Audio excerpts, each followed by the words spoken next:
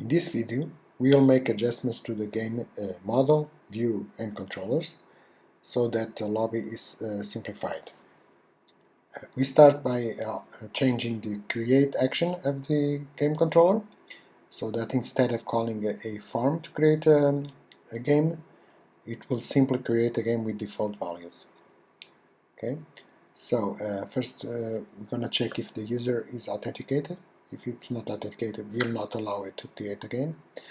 Then we just create a game with the status equals pending game. So the value is P. Then the total number of players in the game is 0. So total players equals 0. And the owner ID of the game is the user that is logged. The user ID that is logged is accessible through the user.getUserID method. In this case it's not recognized because it's missing the using directive. So let's fix it. Just by adding the system security claims unit. Then after creating the game instance, we just have to use the context to save the game on the database. So you use the method GameHead with the instance G, and then we just use the context to save the changes. This will save changes on the database.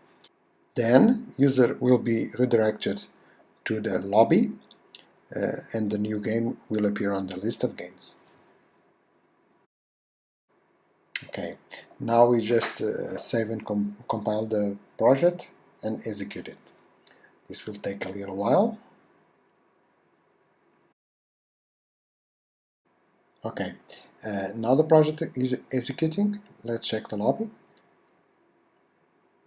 The lobby is exactly the same as before, but when you create a new game, it will redirect for the login because I haven't logged before. After logged in, I now can create a game. So when I create a game, it just appears with all the default values. Next, we will change the visual aspect of the lobby and the menu. We'll start by modifying the menu within the template.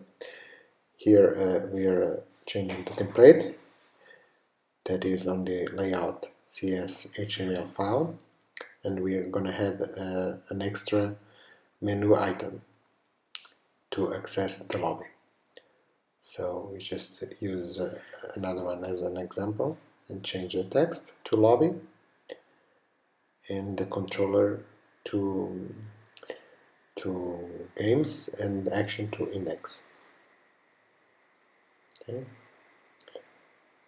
Next, we're going to change the index view of the games, adding two extra columns in the table. One column for the game ID and another column for the owner of the game. So this is the headers, the game ID and for the owner.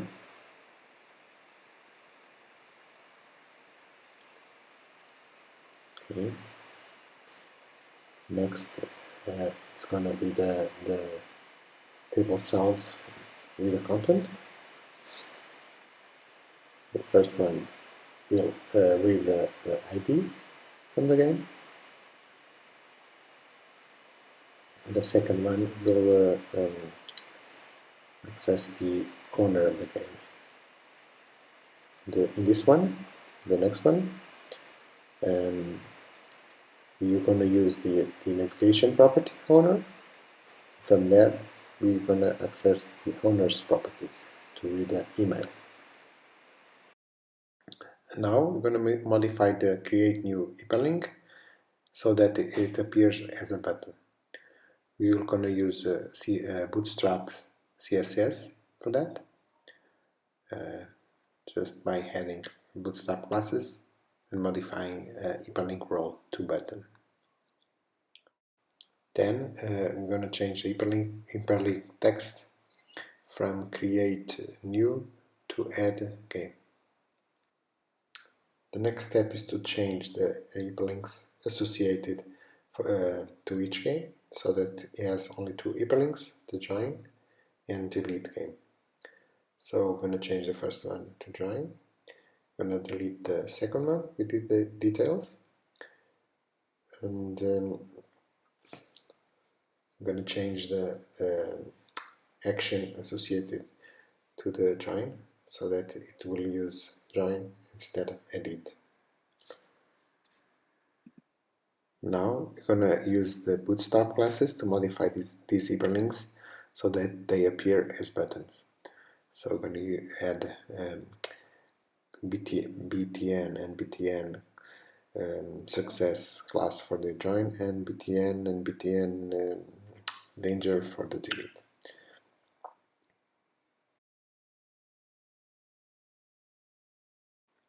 Next, we're going to build and execute the project. The website now has a lobby menu that accesses the list of games. Within the list, we have now two extra columns, game ID and owner. Owner is represented by the email. Also, we have a add game button and a delete button.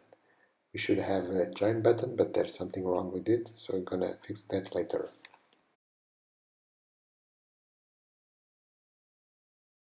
But for now, we're going to handle another issue. We're going to change the status of some games from P, pending, to F, finished. We're going to do that in the database. So we're going to access the games table. And within this table, we're going to change few games to F, the status equals F. Editing the project again, you can also see that some of the games have the status FF. We're going to solve the issue with the join button. I add a BNT instead of BTN on the class, and we're going to try to filter the games so that only games pending appear on the lobby. For that, we're going to change the filter of the index action. Okay, let's go to the index action. Here we can see that the game is loaded by including the owner. Now we're going to add a where method. This is part of the link search language. So we just add where and define the where status equals P.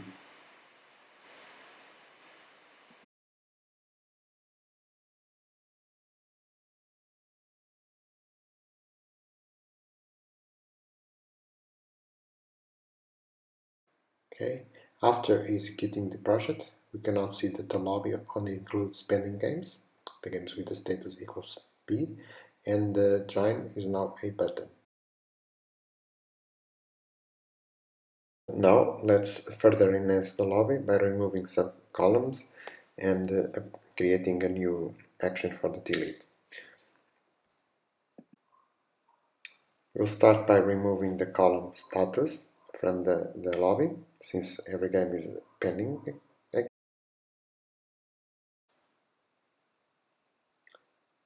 Next, we're going to change the delete action of the controller games, the game controller, so that it doesn't show the page to delete, but instead it just deletes when the user clicks on delete button. So let's just copy the code used when the user confirmed delete to the action delete. Also, we're going to create the action join that will be similar to the action edit, at least for now. Let's just copy the edit action and create the join action. Instead of creating the view associated with edit, we'll have to create a new view called board. Also, we have to pass the view name on the view method. So we have to pass Bart on the view method. Okay. To create the view, I just copy the details view. Later on, we can use that view to create the Bart. So let's just copy and paste the view. Now let's just change the view file name to Bart, and let's change the title. Instead of details, let's call it game Bart or game number, the ID. So let's say game number and the ID. Now let's just run the project and see how the lobby looks like. Okay, let's enter the lobby. We can see that only pending games appear, although the status does not appear. So head game is working, delete game is working, and when you go to join, the page for the join now appears.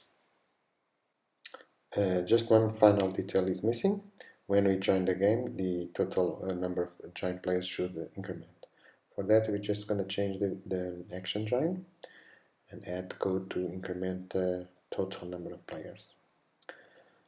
So game total players, increment, and save it to the database.